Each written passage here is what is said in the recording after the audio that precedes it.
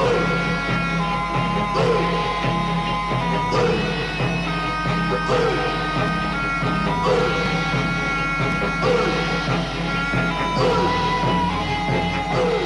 hello there, everybody. Ladies and gentlemen of the podcast world, let me introduce myself as a history-making event right here, right now, as you're dialing this up, listening to it, downloading, or however you get your podcast nowadays.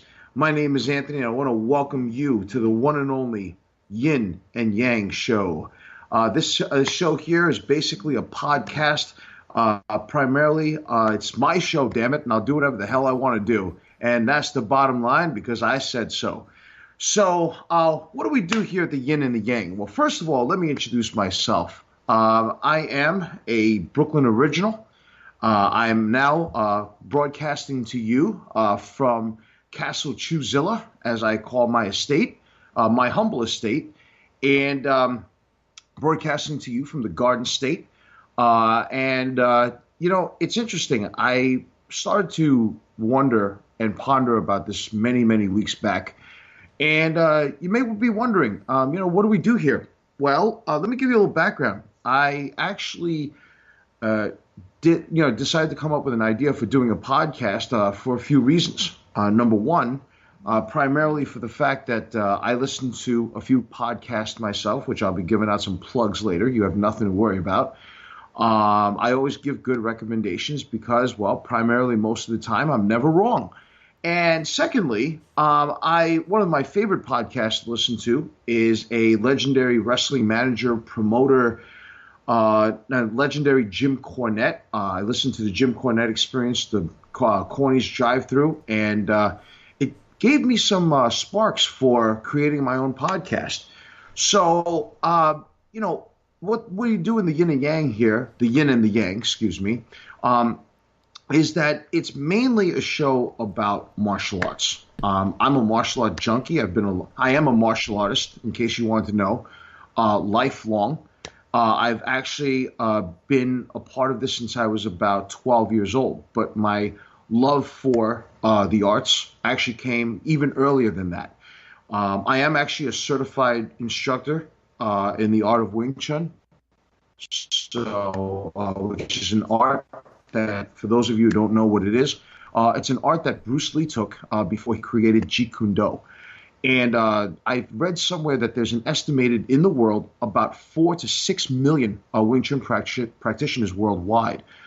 What I find very interesting is that it's now one of the most mainstream arts and brought to you by and promoted by movies like Ip Man, 1, 2, 3, and soon to be 4, in case you guys want to know what that was all about.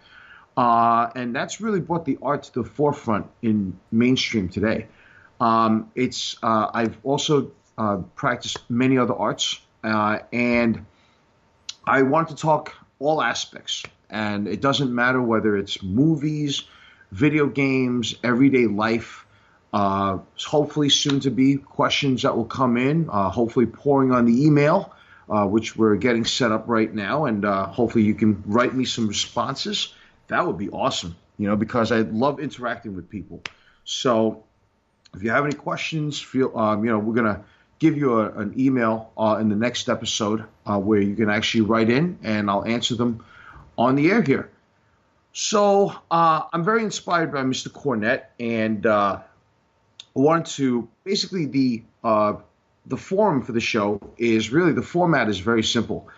There really isn't a whole hell of a lot that we put into this. And what I mean by that is that the beginning of it, we do our introductions, we talk about our everyday lives, and we go right into the topics of martial art events that are current, past, and what we can look forward to in the future. Like I said, it could be about anything.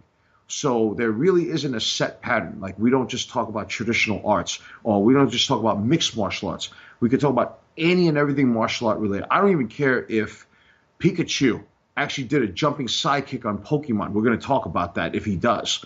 So that's the way I look at it. So, let's lay down a few rules here for this podcast. And this is for me and for my listeners, obviously. and also for my network that I'm on, which I'll talk to you about in just a moment. One of the things that I want to first say is that this is done on my personal time, okay? This has nothing to do with work. This has nothing to do with what I do for a living. This to pay the bills. This has nothing to do. I don't represent any company. I don't represent any agency. I don't represent anything but me and the network that I'm actually quote unquote contracted with. That I'm very proud to be a part of with this family. We're going to introduce that in a little bit. The other thing is, on my podcast, like I said, it's what I do, damn it, and that's how it's my show, and I'm going to run it the way I want to, is that we do not talk two things here. We don't talk religion, and we don't talk politics. Why? My uncle once said to me that when you speak religion and politics, these two things to people, such as your friends, your family, and to strangers, you may actually gain some enemies and you'll lose a lot of friends and family. So we don't talk about any of this. I just want to respect everybody's opinion. Just want to make sure that everybody seems to would be able to understand that. That would be great. So I'd appreciate that if you guys would respect that. Now that we know exactly what the premise of the show is, every great host always if I was to do this by myself, I'd be pretty bored of hearing my own voice, to be quite frank with you. Every great host has to have, I wouldn't say a sidekick, I wouldn't say a hype man, a wingman. I'm going to say that every great host has a co-host, has a partner. This man that I'm about to introduce to you is one of my closest friends in the world. Known this man for over 2 decades. That's my unfortunate problem. I'm sure he feels the same way. We love each other like brothers, don't get any ideas. But if you think, hey, look, I respect everybody's opinions. He is the pioneer of the More of the Same network that I have personally signed on to with an exclusive contract. It's like almost like Titus Worldwide nowadays. The man is an innovator. He is the king of podcasts, as far as I'm concerned. He rules the Northeast region. He rules the tri-state area. He rules New York City, outside of New York City, into Strong Island there. He is, again, one of the closest people in my life. And I brought him on here to do this humble podcast with me. He is much too sweet. He is a prodigy. His name, the great Larry.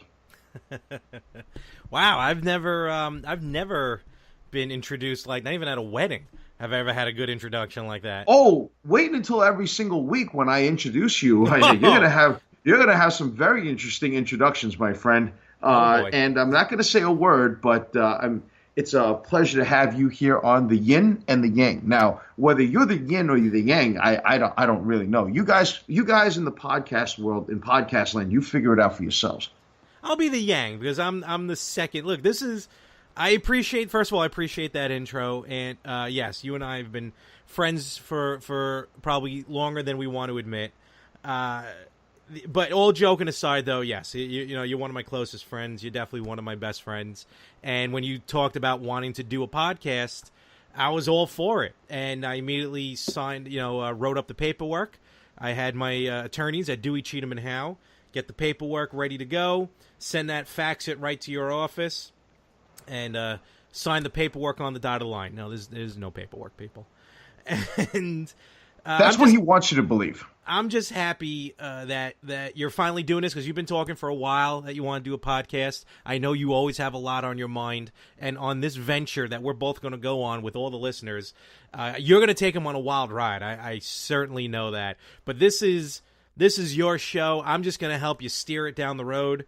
But oh captain, my captain, this is all you, my friend. But I appreciate being here, especially since this is now my 4th podcast on, and to be honest with you, it's this podcast which is really how I've now started or come up with this more of the same network that this and my other podcasts are all going to be a part of. One big happy family that I'm in charge of. I am the captain now, as once agreed. No, Absolutely. man. I really, all kidding aside, man, I appreciate, being asked to be a part of the more of the same network. I know you work tirelessly, endlessly. We're a core group of friends who do these podcasts in your network. You guys are my childhood friends. So we've known each other for years, long time. And yeah, man. And I just want to thank you and congratulate you for your continued success in all aspects and all phases of doing this program. Oh yes, by the way, now that I have introduced you to the Yang of the program, all right. Let me also say Don't one talk other about thing. my Yang. I'm going to curse on this. This is not. Listen, this is not Disney.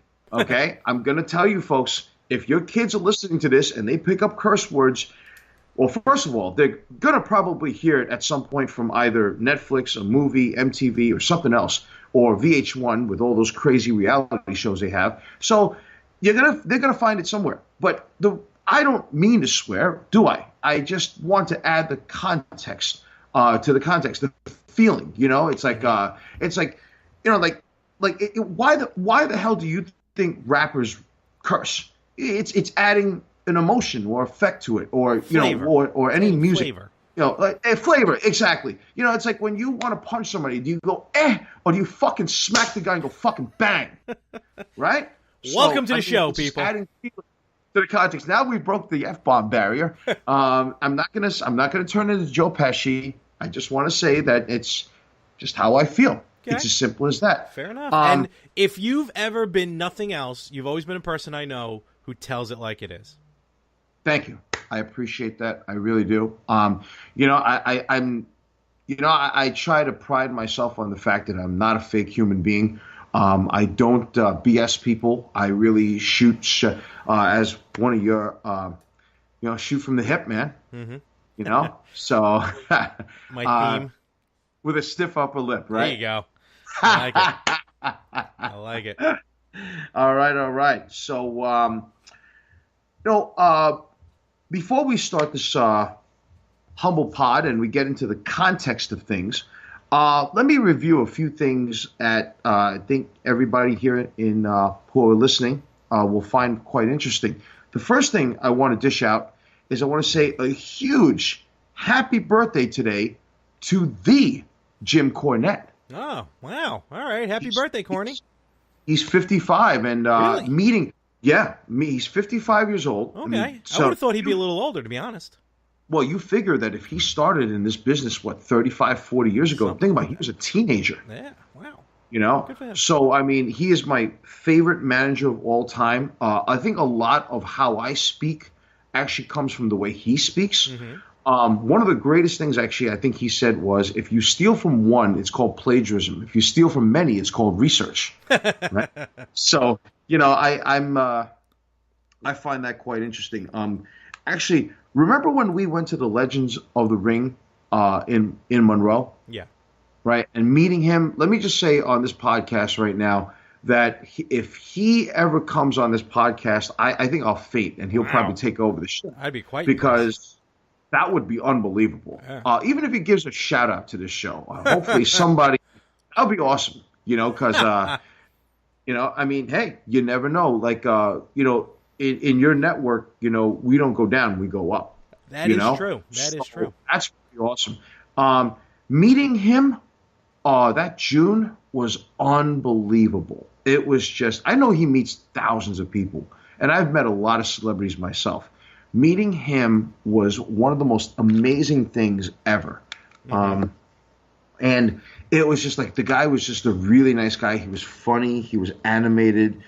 He really brought a lot of life into, and everybody, even everybody in the Legends of the Ring in that convention was awesome. Oh, yeah. That was a very fun time.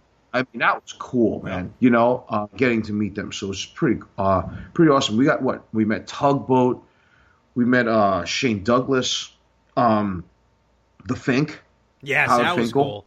Fink was cool. Uh, Your boy, Teddy Long.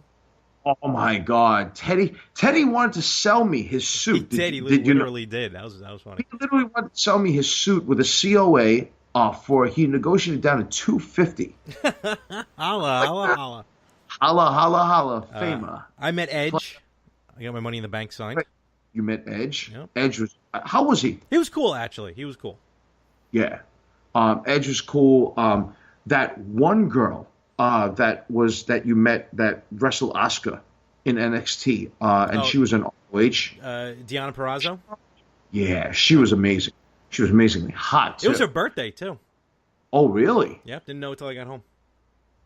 She had given her a birthday gift, if you know what I meant. Terrible. Yeah, I know. And the one person in that entire convention that had no photos, no memorabilia, no merchandise, sat there with a cardboard sign. I don't know if you noticed this, but he was actually right next to Los Boricuas. Do you remember who it was? No. Oscar from Men on a Mission. Was he there? I missed him. He sat there. First of all, he looked like the size of Abdul the Butcher. Ooh, and Abby was there. Abby was there. Oh yeah, and let's not forget Tony Atlas. Oh yes, that's hysterical. Tony Atlas is my dude, man. I watching that guy from when I was a kid and meeting him in real life. Yo, dude, two of my thighs equaled one of his biceps.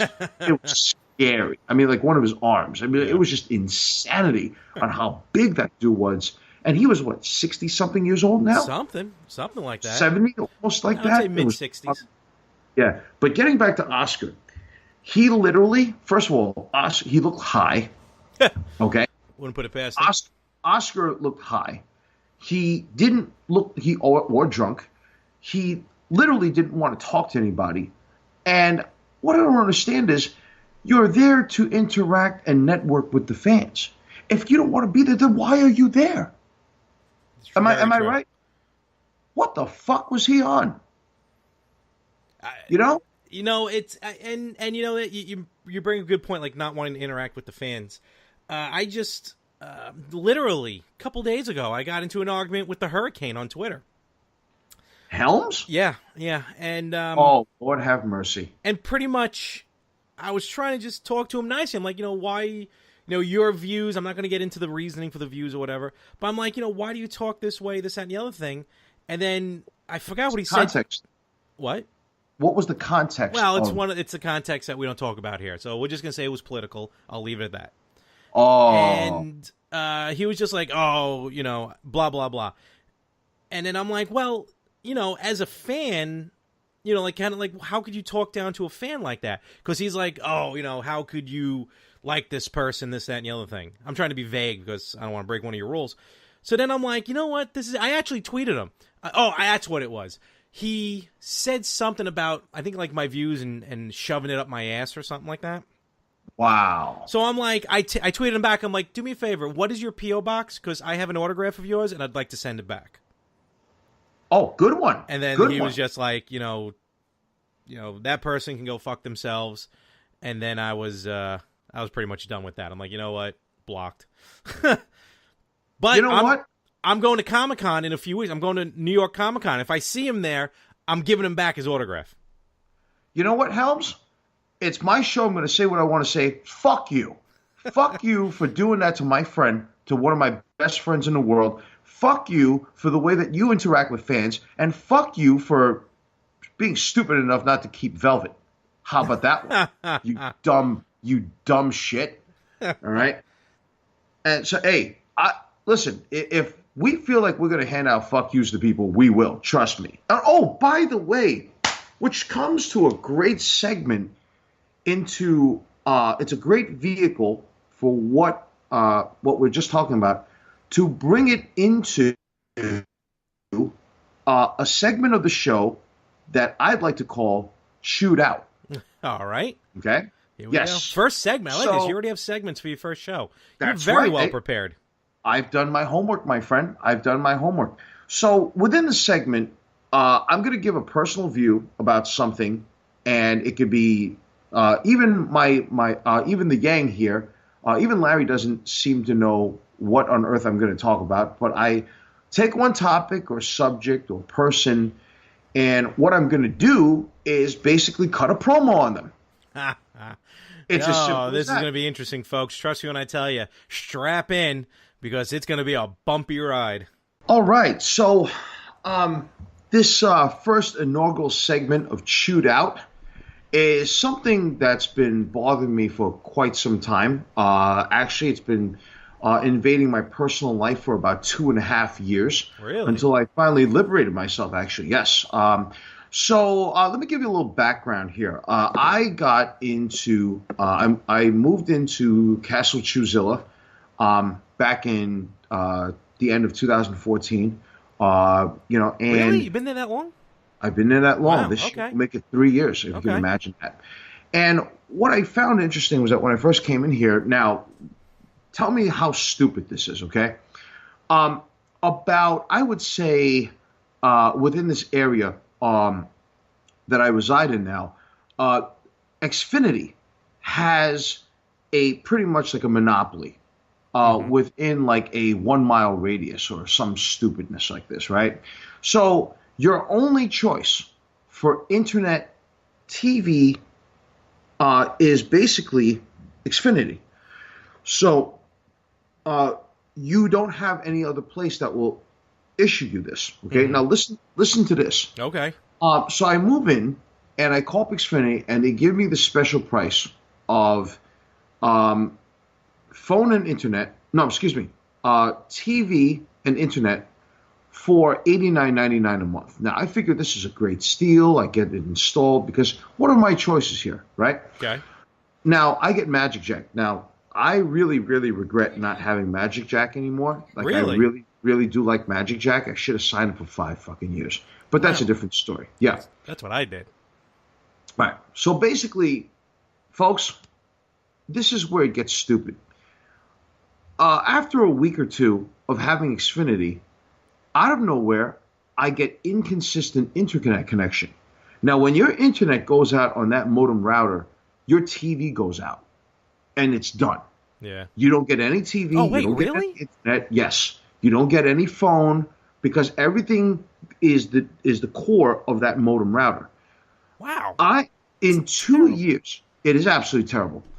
For 2 whole years that I was under contract, I've had at least 8 to about 12 technicians, what they call inside ingress technicians, come to the house and assess what's going on. Mm-hmm. They fix the problem, and then all of a sudden they figure everything's great. A few hours later, it goes back to shit.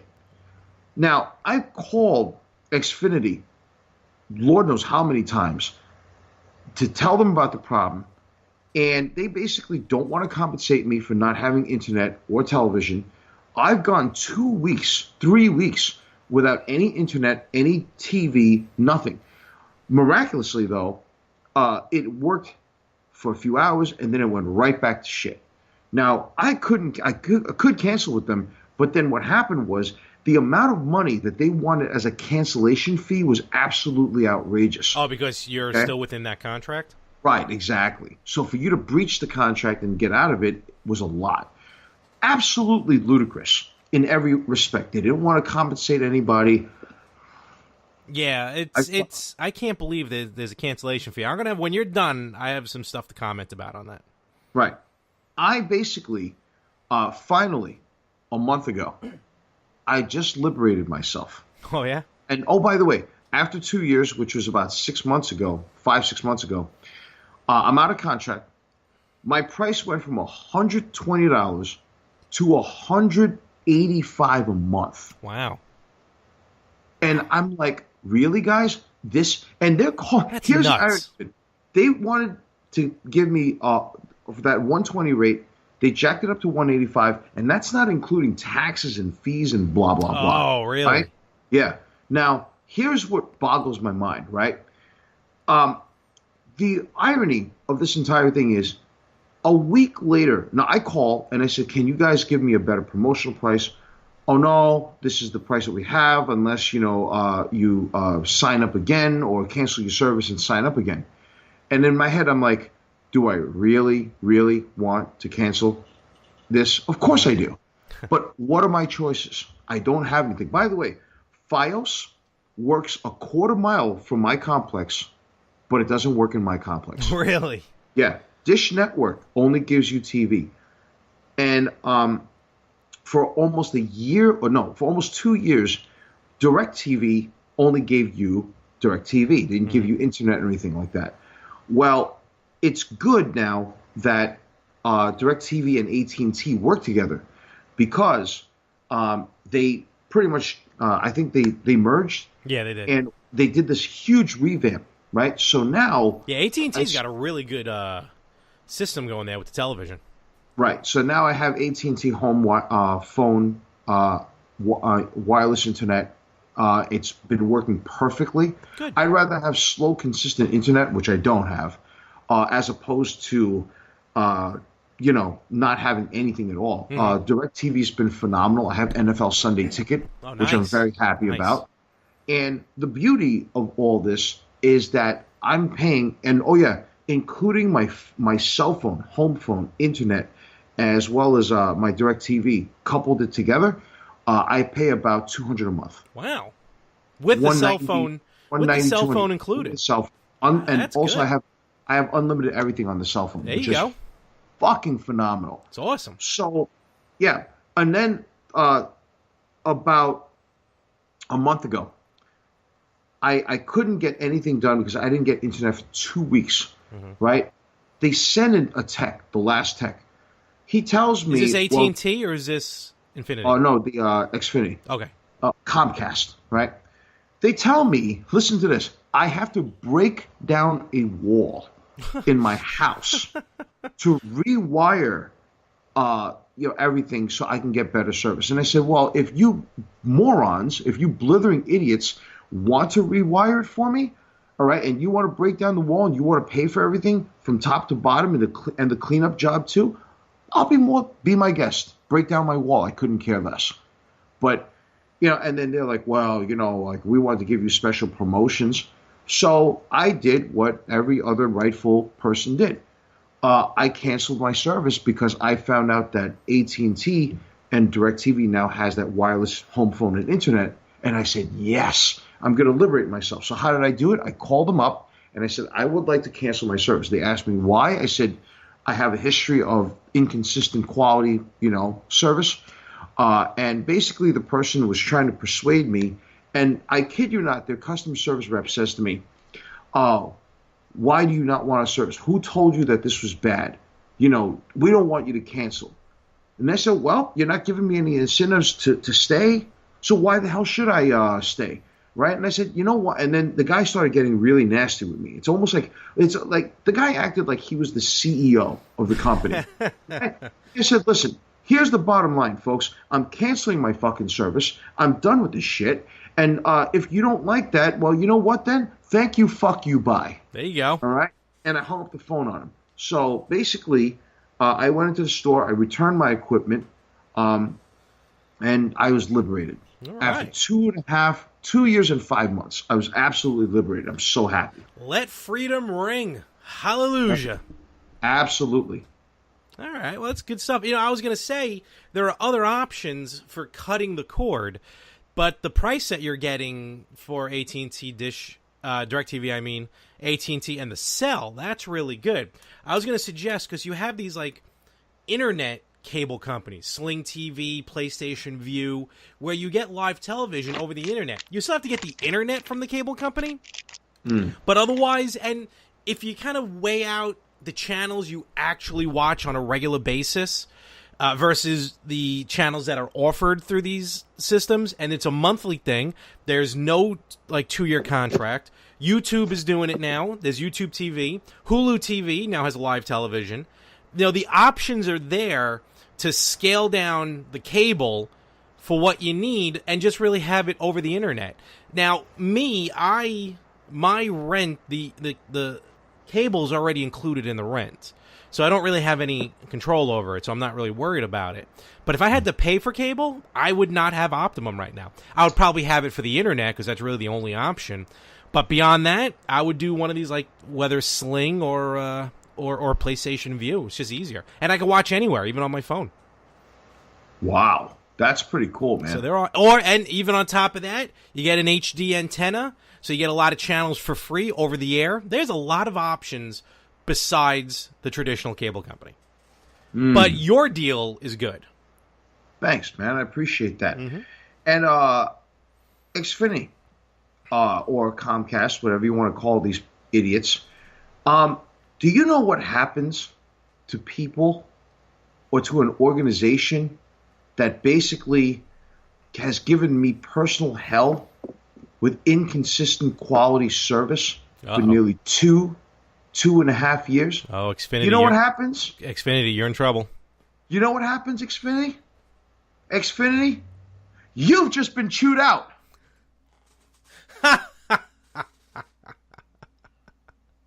And that's the segment, Chewed Out. I love it. I absolutely love it.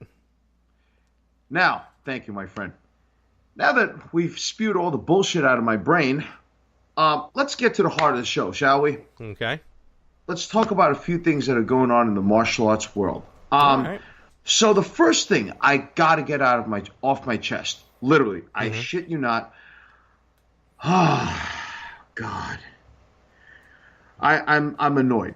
I'm really annoyed just even thinking about talking about this topic. Okay. Bring it, my friend. Bring it. Okay. Have you heard of the movie Birth of the Dragon? WWE films? Yes. Okay.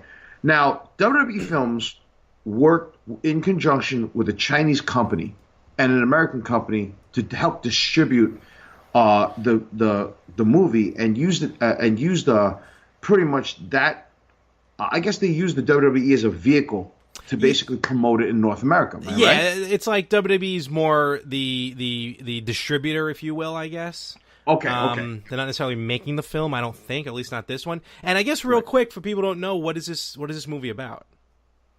Okay, so for those of you who, and I'm like geeking out right now because I'm actually talking about one of my favorite subjects in the world. So in the martial arts world, okay, let me give you guys a little history lesson here. Bruce Lee, when he's first of all, a lot of people don't know that he's born in the United States. He is a U.S. citizen. He was born in San Francisco, California, I believe in 1940.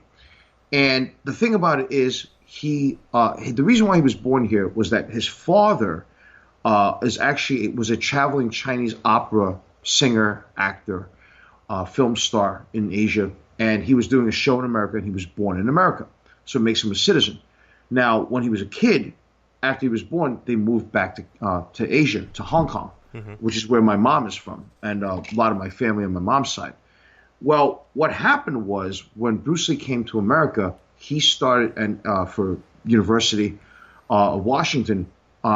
He started teaching martial arts to people who were not Asian, and within the Asian community, martial arts, especially Chinese martial arts specifically, there was no transfer of information towards Asians and non-Asians. There wasn't even no transfer of information from Chinese and Japanese, Chinese and Korean, Chinese and anybody, simply because of a couple of reasons. So, reason number one is that there was a lot of oppression, there was a lot of racism, a lot of discrimination. The reason why Chinatowns were formed was it's a certain area that was isolated from the outside community, in a sense, so that they can protect each other, because there was lynchings, there were muggings, there were murders. Wow. So it was really bad. I think a lot of history in America doesn't really show you or explain this to you in a typical classroom.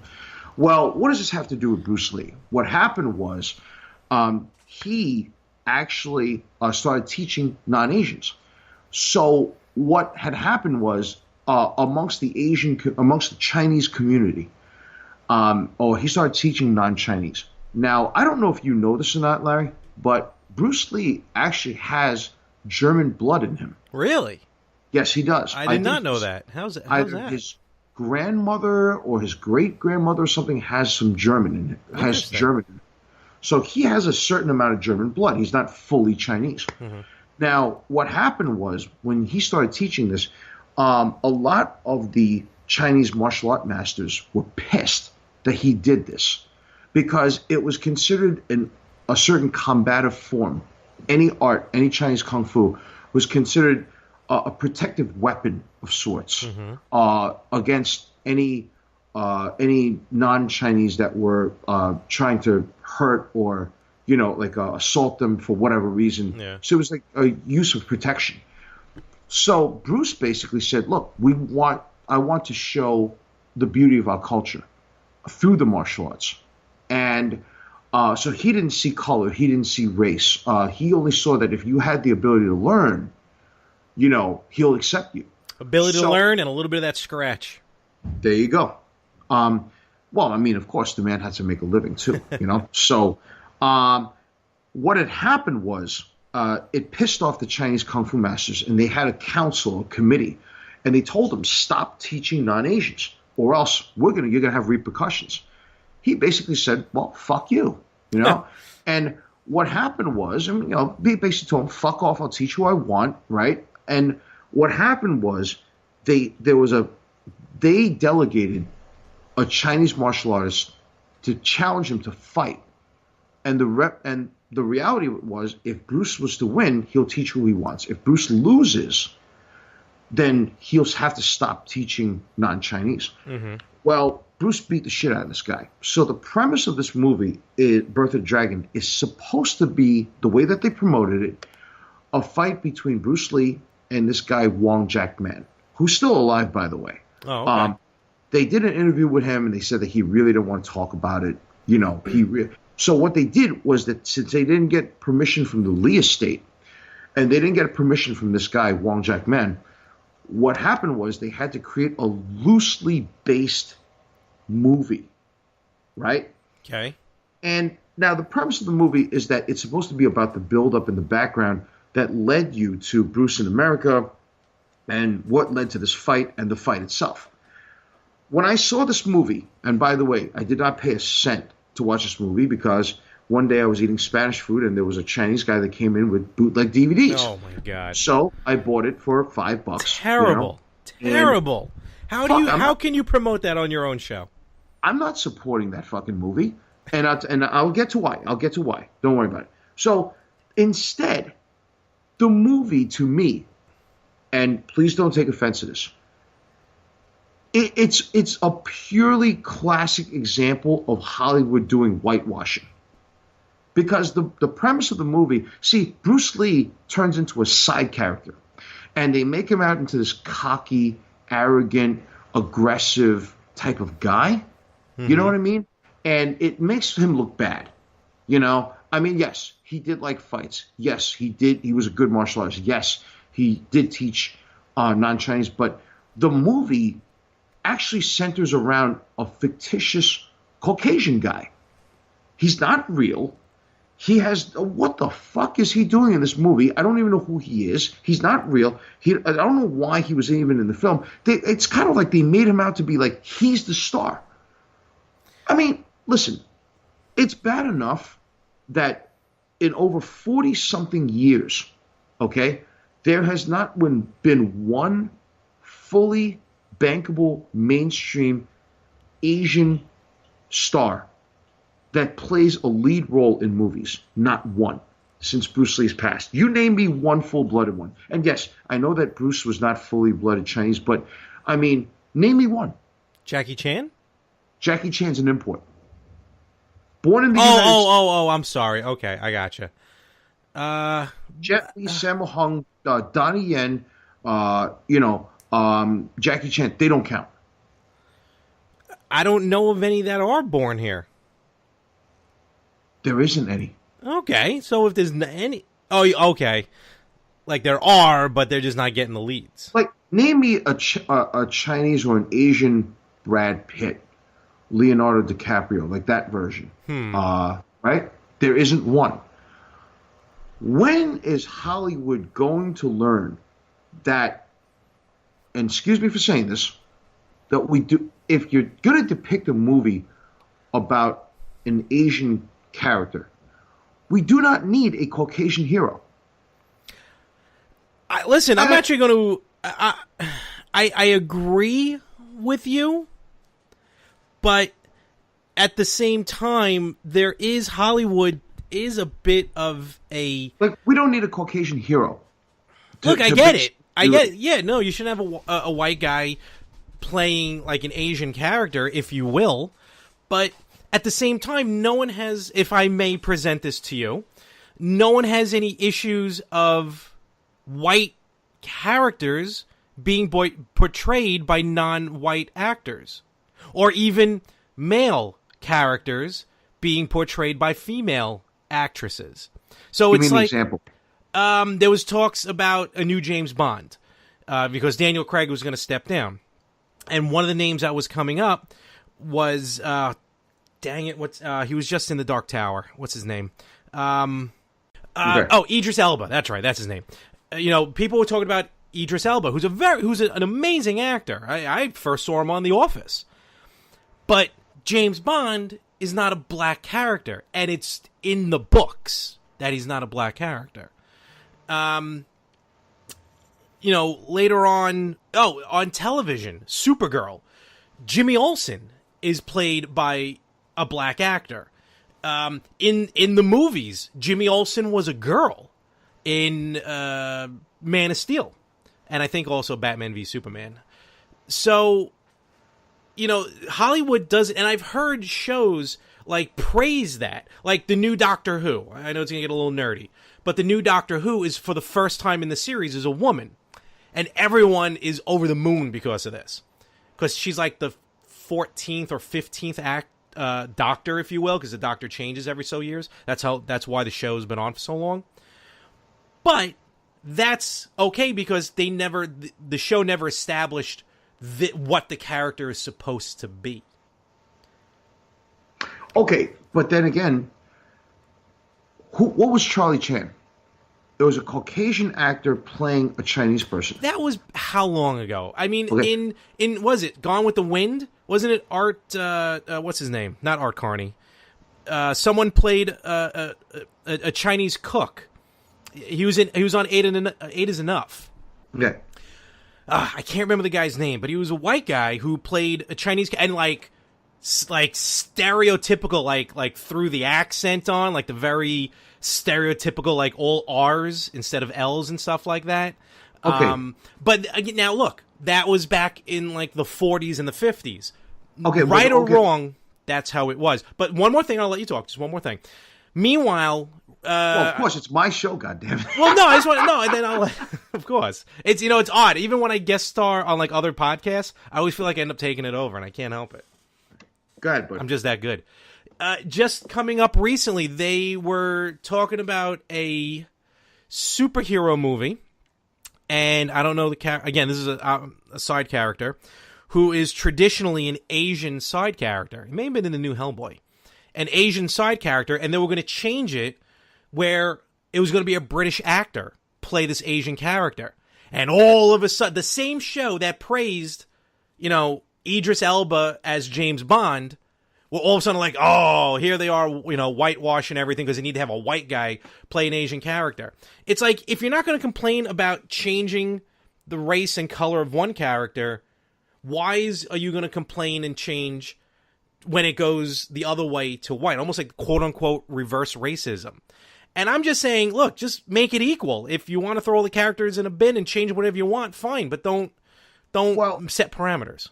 I have a solution for this. How about Hollywood come up with some fucking original ideas? I agree with you on that. Don't get me wrong. Some new characters, and you give them the race of it, whatever the hell you want to do, whatever the fuck you want to do. But instead, no. Instead, it's like, you know what it is? But that's in a lot of ways. That's not what I'm talking about. What I'm talking about is that this movie, Birth of the Dragon, is supposed to be about Bruce Lee fighting Wong Jack Man, two Chinese guys. But yet, The movie revolves around a fictitious. I don't give a shit if he was African American, Hispanic, Middle Eastern, Indian, Caucasian, whatever the hell he wants to be. Why does the movie transfer its attention towards away? It deviates from the main characters. No. You're promoting the movie to be about Bruce Lee versus Wong Jack Man. That's the story. Why is it now the movie all of a sudden shifts into the main premise of the movie shifts into this fictitious Caucasian guy? No, you're exactly right. Fictitious guy. I just don't understand it. That's the problem I have with it. You're right. No, you're exactly right. And you know what? I mean, this is a very interesting topic. Don't get me wrong. A topic of great importance to you, but I don't know if you want to talk about this live on the show right now, but I have some breaking news. Go ahead. Oh, God. I mean, I'm acting like this is someone personal to me, but it's going to be personal to both of us because we grew up with this. Okay. Just got news that Bobby Heenan just passed away. No. Yeah. Oh, man. Wow. He 73. Jesus. He was possibly, I would have to say that he was one of the greatest managers that ever lived. Oh, ever. The. I don't see any other manager that was better than him. I really don't. Yeah, you got your Jimmy Harts. Yeah, you have your Jim Cornettes. Even Jim Cornette said I'd play second to Bobby. Mm-hmm. Because Bobby was unbelievable. I mean, that guy has also in his later years has went through a lot. No, he did. He definitely was worse for wear. He's had the cancer and everything. But still, it's nowadays 70 is like what, the new 50? So yeah. But I didn't mean to bring the show to a screeching halt. But wow. But that's wild, though, man. Growing up, man, that was a big part of both of our lives. That guy. Rest in peace, Brain. Yeah, man. So, but that was WWE related. But I guess coming from your background, you are Chinese. I can understand your concern over the changing of the character. I just have a problem with Hollywood when it's changed to a white character. I'd rather have a problem when they change in the character. Period. Right. I think the reason why I feel very passionate about this topic is because when I grew up, I don't, growing up, we never had Asian heroes. Mm-hmm. Bruce was one, I mean, and it's like these kids nowadays, they got it so lucky, and Bruce really gave us, I mean, like how people perceive Muhammad Ali, I mean, good or bad or whatnot. I mean, Bruce was, to me, he was the only hero we ever had when we grew up. Mm-hmm. We didn't have sports figures. We didn't have musicians. We didn't have any of this. It was, so who do you turn to? So my heroes eventually became other races, other nationalities. I grew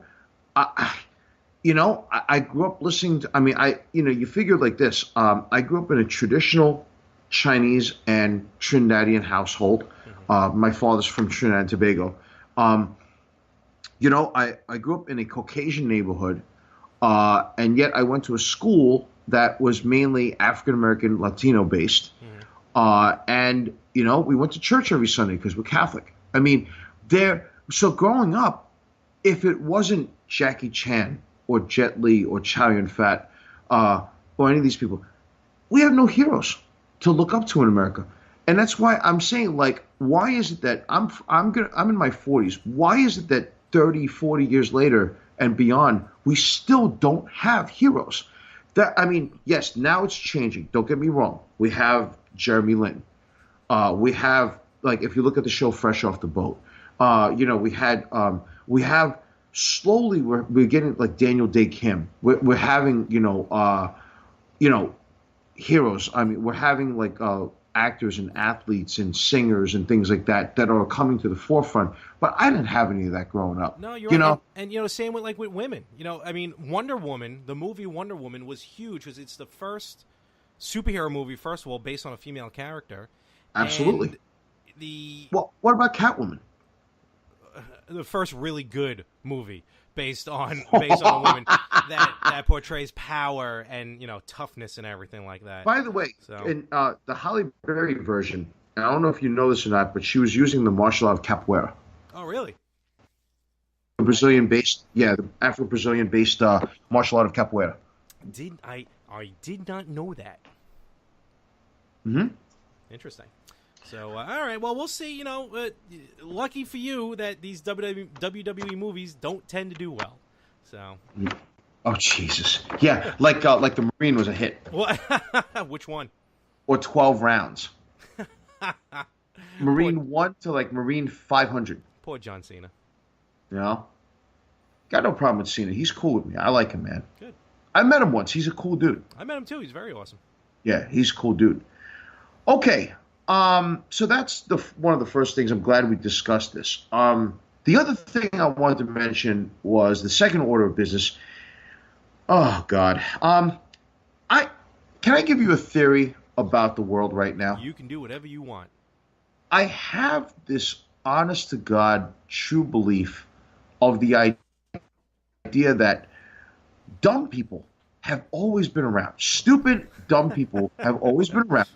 It's just that they now have more and more forums to issue out how stupid they really are. Okay, well, that's fair enough. Okay? I mean, the dumb people have always been here.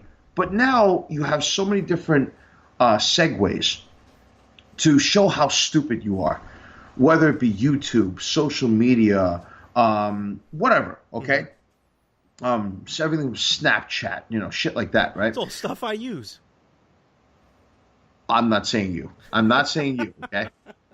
I even have my Snapchat sunglasses. Okay, but there is the epitome of stupid, and then there's this guy. I don't even want to mention this guy's name because, number one, if he ever comes at me, I'll beat the shit out of him. Yeah. And secondly, all right, it's this French guy. He claims to be a Wing Chun practitioner. And this is a pretty big French dude. And I have no problems with French people, but this guy is a Wing Chun practitioner. And what he did was he did this underground fight. Like, remember when the late, great Kimbo Slice? Remember when he used to do those underground fights? He would underground. It was right on the street. He'd pull up, walk into someone's backyard, beat the shit out of him, get back in the car and leave. That's my dude, man. I love Kimbo Slice. Man. And basically, this guy did these unsanctioned, I guess what you want to call street fights or whatever. Okay. Kind of like what Kimbo did. And he fought this guy. Now, this guy, I think, is like over 6 feet tall.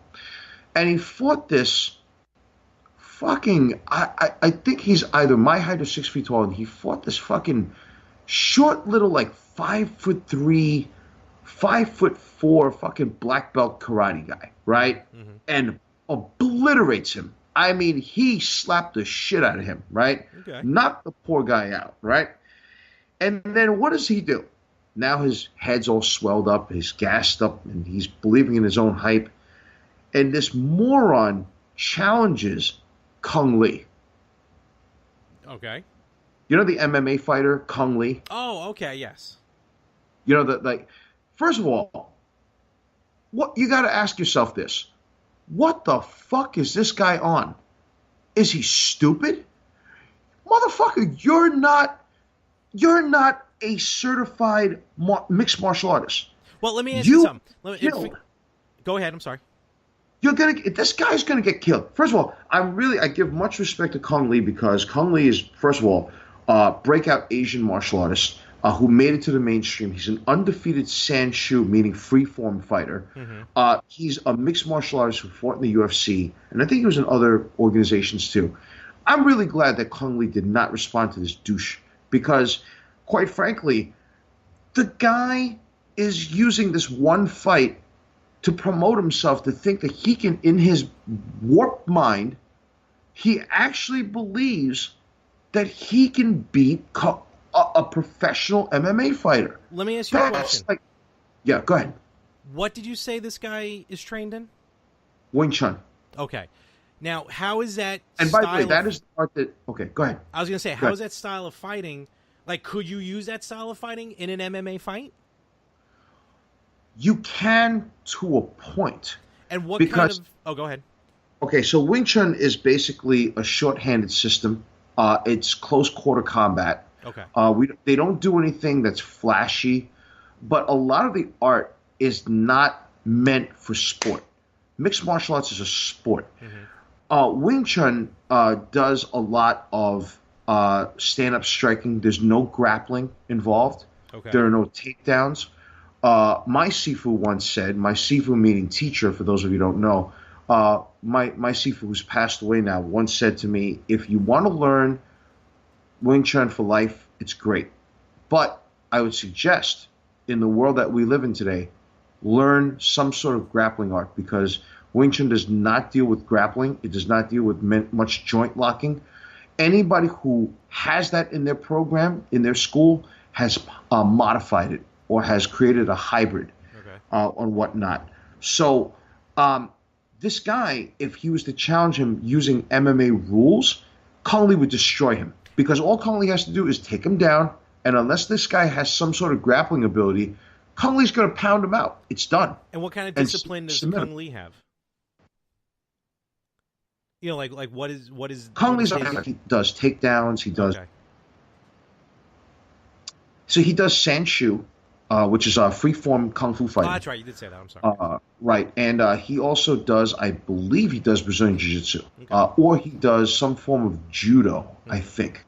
I could be wrong about that, but he's a badass. I mean, he's not in his prime anymore, but I mean, really, you know, like, why would you? So does that basically mean that since this jackass can go out there and fight some guy, maybe we should go and film an unsanctioned fight? Let me knock out some shrimp dude, right? And then let me call out John Jones. Okay. You know, let me call out Brock Lesnar then. Oh, good luck. I mean, yeah, exactly. Which is exactly what I'm trying to say. You just basically said the premise of, you know, what I'm saying. This idiot fights this guy, and then all of a sudden he thinks he's like the king of the world, and he's going to challenge an MMA fighter. Folks, again, there are stupid people, and then there's this guy. I don't even want to mention his name. First of all, I can't even pronounce his name, but that's a different story. It's a French name. I can't even pronounce it. So, folks, I don't agree with that. I just want to basically say that he's just a co-host. Okay, he might be my employer on the More of the Same network, but God damn it, I did not agree with what he just said. Now you're backing down. All right. Exactly. So, you know, whatever. Fair enough. Okay, speaking of John Jones, do you hear what happened to him this week? This week? Something new happened this week? So apparently this past week, right, it's announced that his B sample of his test, his alleged banned substance test, came out positive. Oh. Right? So they stripped him of the title. Okay. Right? He's no longer UFC light heavyweight champion. And he could be possibly facing from the USADA, some doping association, a 4-year suspension. Wow. Wasn't he already suspended? Yeah. He's already suspended once, right? Yeah. So he's already suspended once, and if he gets suspended again, they're not going to ban him for life, but if they suspend him for 4 years, even if they suspend him 2 years, that's 2 years out of your fighting career. Yeah, right. You know, now, I really hope that Mr. Jones has pretty much saved up a lot of money because he's going to freaking need it. Because if you can't fight for 4 years, what are you going to do? Yeah, right? Wild. They stripped him of the title and they gave it back to Daniel Cormier. Now, poor Cormier, poor and not so poor Cormier. DC, first of all, to me, DC's my light heavyweight champ. John Jones, once you cheat like that twice, you shouldn't even be a part of the sport anymore. You know? And Cormier, this poor guy's legacy is going to be tarnished by the fact that he could never beat John Jones. But then again, But then again, on the opposite side of things, you know what he says to MMA fans who were ripping Jones apart? What? You have to show compassion. Really? Now, isn't that doesn't sound hypocritical? Because let's look, for months and nearly a couple of years, you went back and forth with Jones, back and forth, these press conferences. He nearly got physical. And basically, they were cursing each other out. Jones said, I'll fucking kill you. Then he's like, I'll fucking kill you, blah, blah, blah. And now all of a sudden, you lost to a guy who doped and cheated. And now all of a sudden, we have to show compassion? What compassion do we have to show Jones? He did it to himself. I agree there. You're All right. not going to get any argument from me. You had everything in the world. You were on top of the world. And just because of a little cocaine or a few drugs that you took, you destroyed yourself. Was it coke? And he had traces of ingredients of coke or pain. Something and then hard, something heavy. Right, something serious, yeah. Wow. And I mean, he took roids. I mean, he took muscle performance enhancers. He got caught twice. And we're supposed to show compassion for this guy? You had everything in the world. You know how many people in the MMA world would have traded places with him? And he destroyed himself. And poor Cormier can't solidify his legacy without beating. I feel for Cormier, but then again, Cormier talks a lot of shit. Mm-hmm. He's kind of like the Conor McGregor of the light heavyweight division. He talks a lot of shit. So it's like, I mean, in a way, it's kind of hypocritical. I mean, look, would you agree with me? And this is my personal theory about the UFC. Okay, do you know why the UFC is so successful? Why is that? In my personal opinion, the UFC is the greatest professional wrestling promotion in the world. Okay? Really? No, I mean, yeah, and I'll explain to you why. It sounds like a weird oxymoron, but and in Jones's case, the key word is moron. The reason why I call the UFC the greatest professional wrestling company in the world is because they're using all professional wrestling tricks to promote a fight. Okay? Mm-hmm. I mean, think about this, okay? You have John Jones. You have Daniel Cormier. You have Chuck Liddell, Quinton Rampage Jackson. You have, all these fights, like Conor McGregor, Nick Diaz. Or was it Nate Diaz? Nate Diaz, mm-hmm. Right? What they're doing is, what's the premise of professional wrestling when you promote a show? You're taking a guy that everybody hates, and you're taking a guy that everybody loves, or gal, okay? Mm-hmm. And you're going to promote the living hell out of them, that they're the two best in the world. And what you're going to do is you're going to make the public pay to see what the outcome is when you put them in an octagon, or in professional wrestling's case, when you put them in a ring. All right? Yeah, I mean, sure. Think about any wrestling angle. And the difference between pro wrestling, the difference between WWE and MMA is that MMA really is a real sport where they actually hit each other to do massive damage. Mm-hmm, mm-hmm. That's the only difference. Everything else is the same. You can't tell me that McGregor Mayweather fight was not pretty much like the greatest promoted wrestling event in the world. They promoted a good guy and a bad guy. Man. Mayweather does that. Right, but then Conor McGregor, you can't say this. You can't tell me he shouldn't thank Ric Flair for his gimmick. You're saying he was styling and profiling? Look at him. He comes into these like $1,000 suits. That he does. The two of them know how to spend money. Right. He talks about, and two of them made $400 million plus. How much okay. Holy cow. Some shit like that, because I mean, I wouldn't be surprised if Mayweather was a billionaire right now. Oh, absolutely. I wouldn't be surprised if McGregor is worth quarter to a $500 million.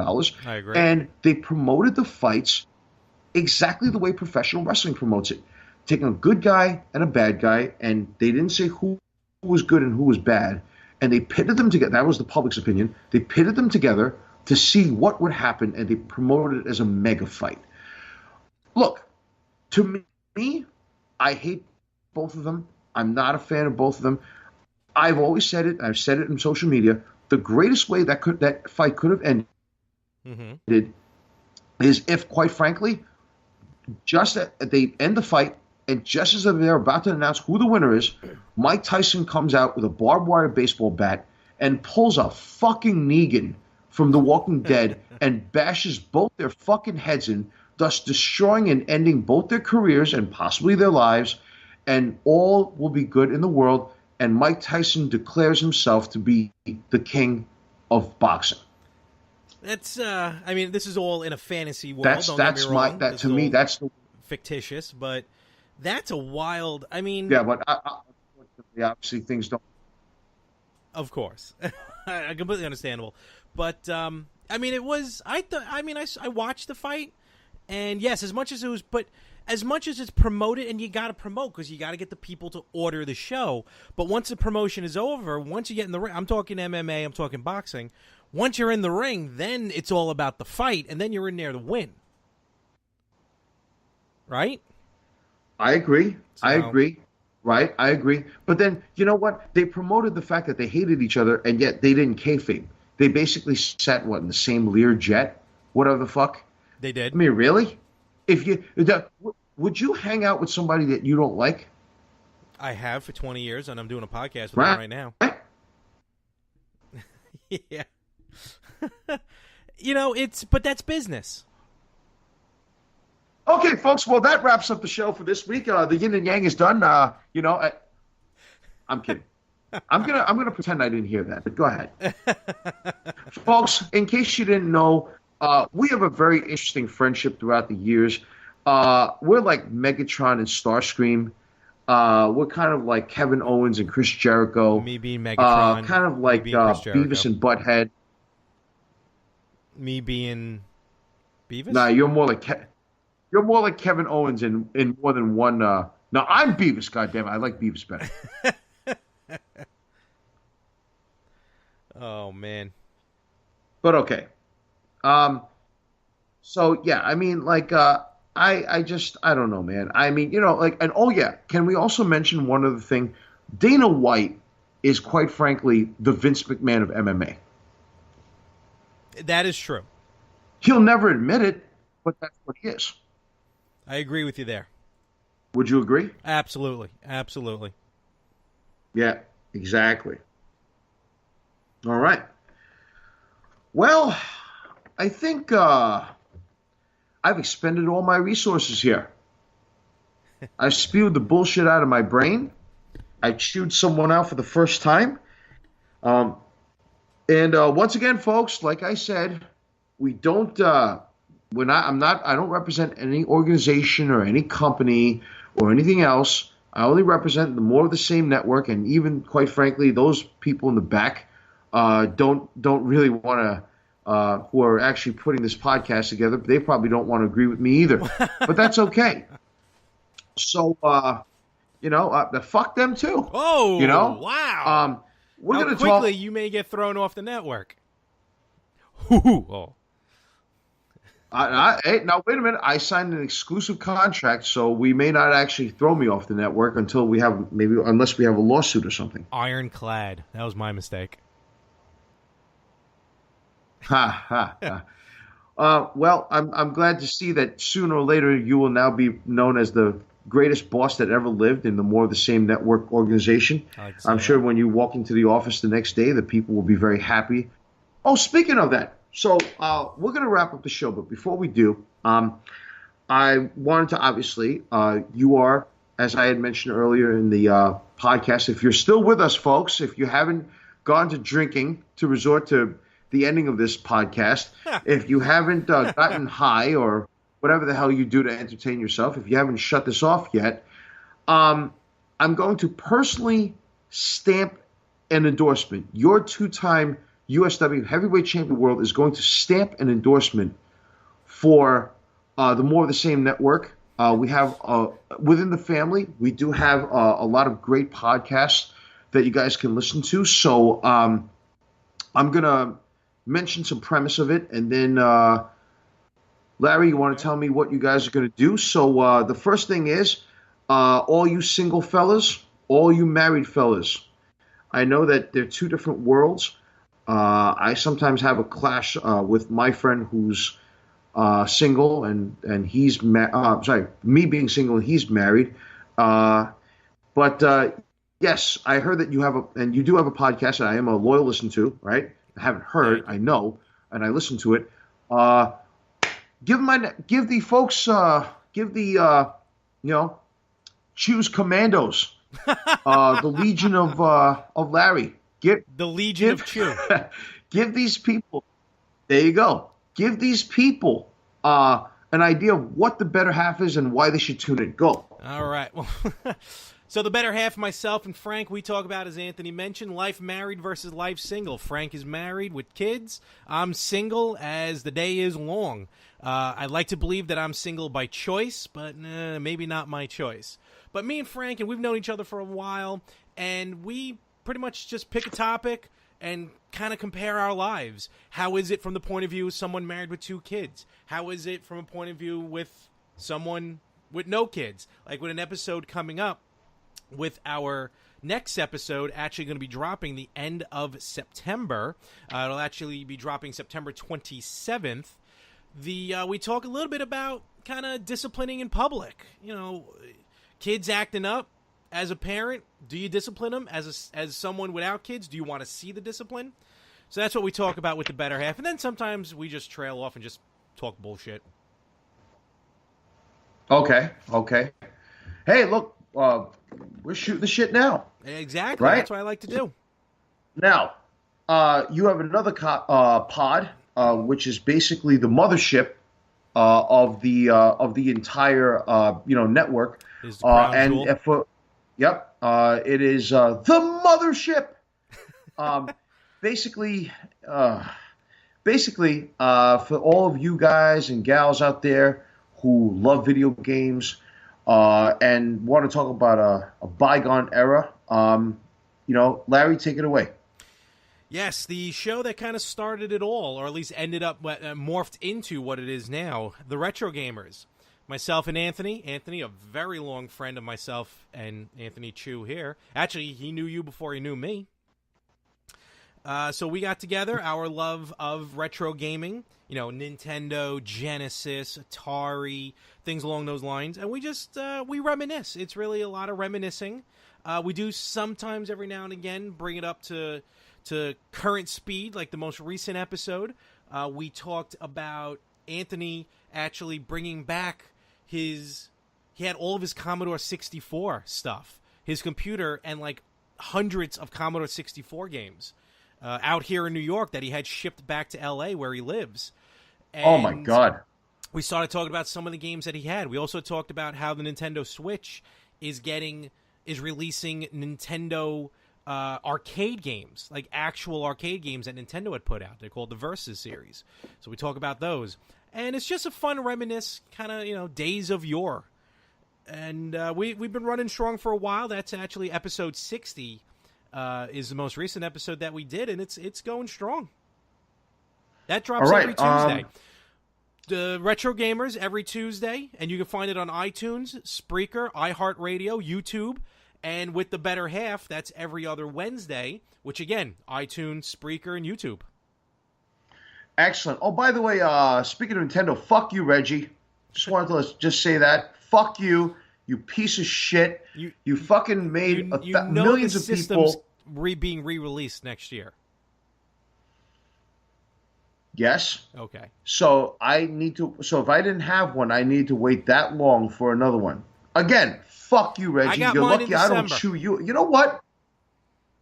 I got mine a few months ago myself, man. So, hey, if you guys like video games, if you guys want to talk about single versus marriage, If you guys want to really check out some awesome podcasts, trust me, this man knows what he's doing. He is phenomenal. He is somebody that I would say that I entrust my ears to. Very He good. does podcasts because he has the perfect face for radio. But So do I. you're forgetting one of Hey, my podcasts. I am. Which one's that? The one that I'm working in a couple of weeks. Oh yes, yes, yes. For all you professional Unbelievable. wrestling, I'm I'm gonna have to, sorry, I'm sorry, I'm gonna I'm have to sorry. You're right. Yeah. renegotiate that contract. Listen, tell your the guy Styles Bitchley, who's my assistant that you sent to me. Tell him to do a better job at handing me some freaking cards here as to what the itinerary is. So, yes, there is another one for all of you professional wrestling fans out there. You want to get to know a lot about the latest stuff, what's going on. We may even take you on a trip back to yesteryear. There's one more left, and go ahead, Larry, take it away. If I know how to do anything, it's how to promote the hell out of my own self. So I will promote me till the end of days. So it's what's called the Pro Slam World Podcast with Larry Mormon, which is me. And pretty much I talk about things wrestling, and not just WWE. A lot of it's heavy WWE. But I talk indies, Evolve, Ring of Honor, Impact, whatever it is called now, Shine, Shimmer. Global Force Wrestling. GFW, yeah, which I think someone's selling it. I don't know. And I like to promote the fact, support indie wrestling, because you never know who you're going to see starting out, and you never know who you're going to see passing through to end their career. So it's been wild. And Saturday night, September 30th, live from Mechuckin, New Jersey, whatever the hell it's called. Pro Wrestling Syndicate returns. Refuse to lose. Tickets on sale. ProWrestlingSyndicate.com. All tickets are $20. The first and second rows are gone. Get your tickets. Vader, Raven, MVP, New Jack. There's going to be a lot of talent there. Hey guys, I'm going to be at that show, God willing, as far as scheduling permits, and if I don't have any previous or prior engagements, we will be there. So, hey, if you're listening to this and you want to check out an amazing show with the man right here, spearheading the social media department and many other aspects of the operation, I suggest you to go out there, go to Metuchen, New Jersey, get yourself a ticket and bring your asses over there, because trust me, it's going to be a great show. I want to, by the way, on that premise, I want to give a huge shout out to Frank Mayer, who is the man for PWS. I also wanted to say a couple of other things here. Wish my friend Jennifer Smith a speedy recovery. She's going through a battle right now with some health issues. I want to say rest in peace to a friend of mine, Kathy. I love and miss you. I can't believe that I'm going to miss your smile, and your great vibes and your positive, attitude. So, guys, thank you for your time. Thank you for listening. Again, if you loved it, we're going to send a link, or we're going to shout out an email next episode, and we're going to talk about how to, send us some questions. Hopefully we'll get this out there to the masses. And we're actually considering what day to drop this on, as the kids would say nowadays. So, again, thank you for listening. Appreciate it. Love y'all. And if you didn't enjoy the show, fuck you. Thank you. Fuck you. Bye.